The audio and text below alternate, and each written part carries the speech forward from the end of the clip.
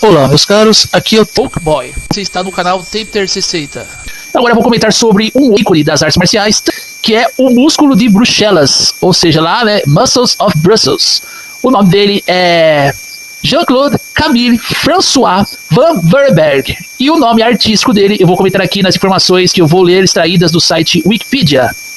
Jean-Claude Camille François Van Verberg, nascido em 18 de outubro de 1960, conhecido profissionalmente como Jean-Claude Van Damme.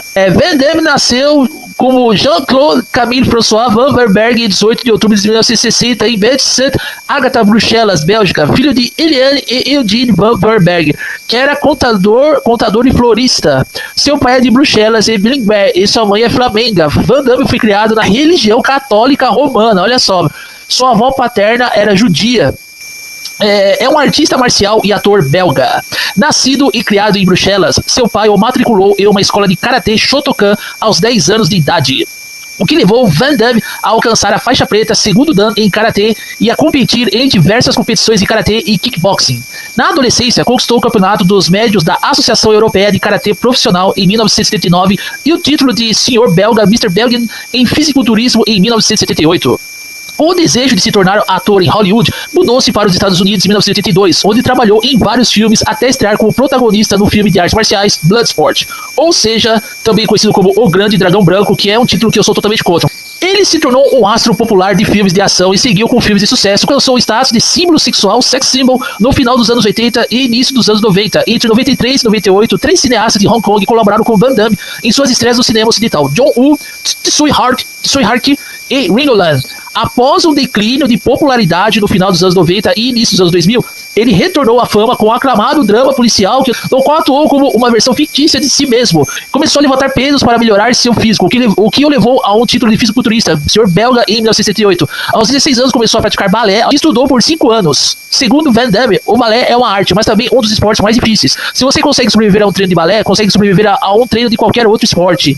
Entre seus ídolos na atuação estavam Charles Bronson, Bruce Lee, James Dean, Montgomery Clift, Steve McQueen, John Paul Belmondo e Sylvester Stallone.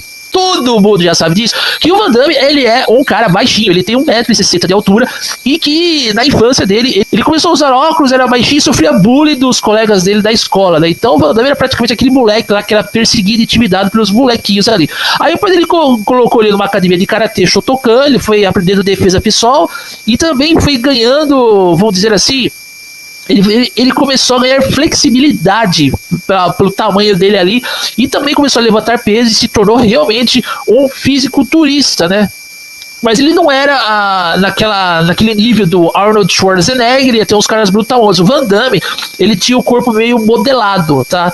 E não é à toa que depois ali ele se tornou, né, um sex symbol, né, porque as mulheradas tudo caíam em cima dele. Ele também foi massagista, ele treinou com o Chuck Norris, né, serviu de sparring para o Chuck Norris, parceiro de treino do Chuck Norris na época lá. Teve também aquilo que todo mundo já sabe, que ele devia aparecer numa cena de O Predador, mas depois ele não deu certo ali, colocaram outro cara também que a gente vê hoje, cara, ficou muito tosco.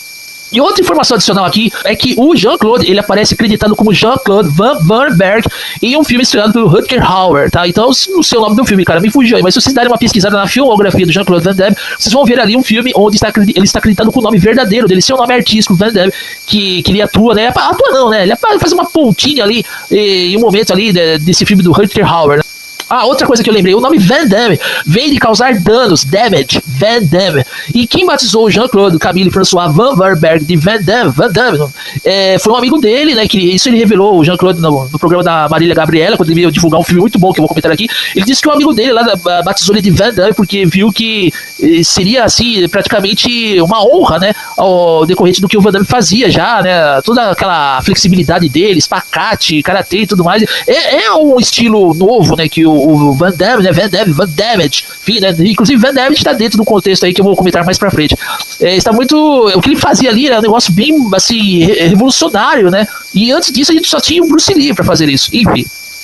Bom, eu só tenho algumas curiosidades, cara. Aí quando vem a queda vertiginosa desse ator Jean-Claude Van Damme, é algo, cara, que deixa qualquer fã dele triste. Porque o cara hoje se tornou praticamente uma chacota uma piada pronta, cara, uma piada pronta, com filmes ruins, roteiros ruins, e outra coisa também, o Jean-Claude, ele teve problemas com drogas, cara, e se enveredou nas drogas totalmente, quase morreu, inclusive ele teve algumas paradas cardíacas, né, o coração dele ali, né, quase pifou ali, ele quase bateu as botas.